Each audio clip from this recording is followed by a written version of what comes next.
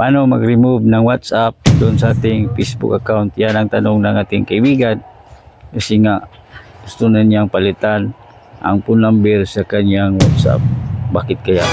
So, sa kanya lang po yun. So, joke lang po yung kaibigan ha. Kung may katanungan kang ganito kaibigan, i-comment mo lang sa comment section. Subukan natin gawa ng tutorial.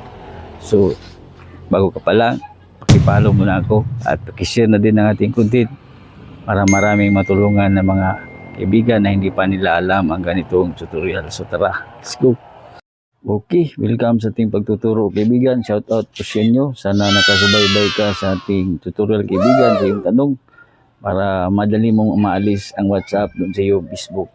So isang share at like mo lang kaibigan. Marami na po tayong mga kaibigan ang matutulungan ng mga ganitong tutorial. So i-open ang Facebook, itap itong tatlong line sa babaw ng Facebook. Tap itong gear icon. Scroll up.